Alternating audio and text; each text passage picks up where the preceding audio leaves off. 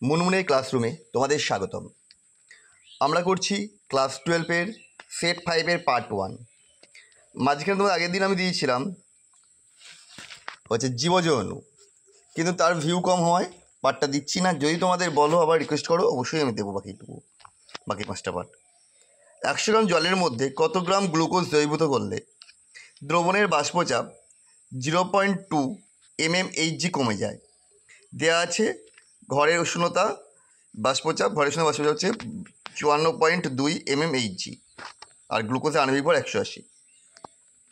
এর অ্যান্সার হবে সি, 3.69। কিন্তু কীভাবে হচ্ছে এটাই মূল ব্যাপার, সেটা দেখো। P0 - P/P0 = x2। x2 কী করে হবে না, মোল ভগ্নাংশ x গ্রাম দ্রবীভূত আছে ধরে নেওয়া হয়েছিল, তাহলে x/180 by 100 - 18 plus x/180 x2। P0 - P মানে কতটা বাষ্প কমলো সেটা বলে দিয়ে 0.2, আর P0টাও বলে দিয়েছিল 54.2। এবার বসিয়ে নিয়ে আমরা সলভ করছি। কী করে করব? প্রথমত দশমিক তুলে 2 দিয়ে কেটে দিয়েছি, এরপর উল্টে দিয়েছি।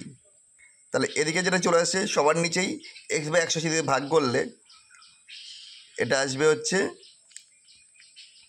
যেটা দেখে দিয়েছে, মানে এটা 1000/x চলে আসছে পাঁচটায়, মানে 18 কেটে যাচ্ছে। তাহলে যেটা আসছে x = 100/27 মানে 3.29। ডিভিশনটাও দেখিয়ে দিয়েছি। নিচের কোন রেখচিত্রটি হেনরি সূত্রে অনুসারে অঙ্কিত হয়েছে? এখানে দেখো যে কটা রেখচিত্র রয়েছে এদের মধ্যে অপশান এ প্রথমটাই হেনরি সূত্র অনুসারে অঙ্কিত। স্তম্ভ 1 আর 2 এর মধ্যে আমাদের মিলকরণ ঘটাতে বলেছে। অপশানগুলো নিচে নেমে গেছে। প্রথম আছে vent of factor. Vent of factor কোনটা? এখানে হচ্ছে আণবিক ভরের তাত্ত্বিক মান বাই পরীক্ষালব্ধ মান, মানে অপশান সি। একেরটা হচ্ছে সি। 2-এরটা কেএফ কোনটা? কেএফ হচ্ছে ক্রায়োস্কোপিক ধ্রুবক, মানে 2-এরটা এ। সি এ মানে হচ্ছে এ, বি অথবা সি অপশান হতে পারে। দ্রবণের অভিস্রবণ চাপ একই মানে হচ্ছে আয়স্টনিক দ্রবণ, তারপর হচ্ছে বি, তার অপশান বি। এটি গাঢ় HCl দ্রবণের মধ্যে 35% ভরের HCl আছে। অ্যাসিডের গাঢ়ত্ব যদি 1.46 গ্রাম/ml হয় তাহলে মোলারিটি কত হবে? দেখো মোলারিটি বের মানে 1000 গ্রাম দ্রাবকে কত, 1000 ml কতটা রয়েছে, তাহলে 100 গ্রামের মধ্যে রয়েছে। আচ্ছা, আগে 100 গ্রাম দ্রবণের আয়তন কত বের করে নিয়েছি, ভর বাই ঘনত্ব করলে আবার পেয়েছি অত ml। তাহলে এত ml HCl আছে কতটা না, 35/36.5, তাহলে 1000-এ থাকবে কত? ক্যালকুলেশনগুলো এটা আসছে 14।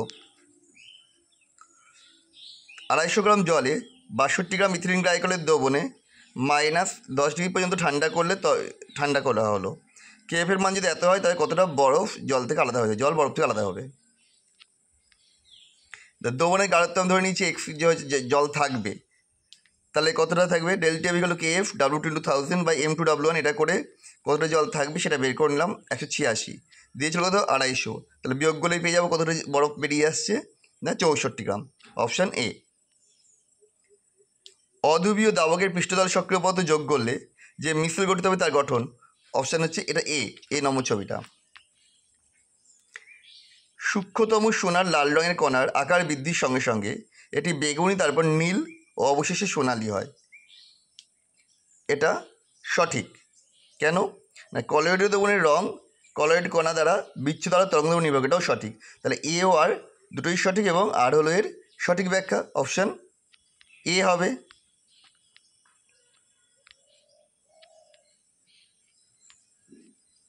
ঋণাত্মক স্থলের তঞ্চনের ক্ষেত্রে 3টি আয়নের ফেকুলেশন ক্ষমতার ক্রম 3টে দিয়ে দিয়েছে। দেখো চার্জ বেড়েছে, ফেকুলেশন ক্ষমতা বেড়েছে, এটা সত্য। আর ঋণাত্মক স্থলের তঞ্চনের ক্ষেত্রে 3টি তড়িৎ ক্ষমতার ফেকুলেশনের ক্রম NaCl > NO2SO4 Na3PO4।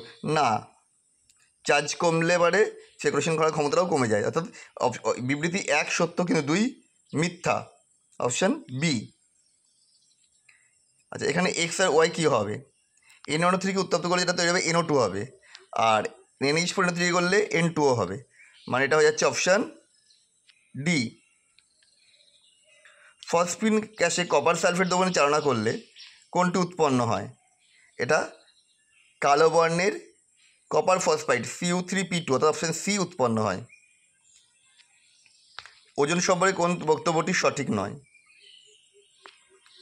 এখানে হচ্ছে ওজন পরাচুম্বকীয় প্রকৃতির, এই বক্তব্যটি সঠিক নয়, অপশান সি। আজকের লাস্ট কোশ্চেন, স্তম্ভ মেলানো।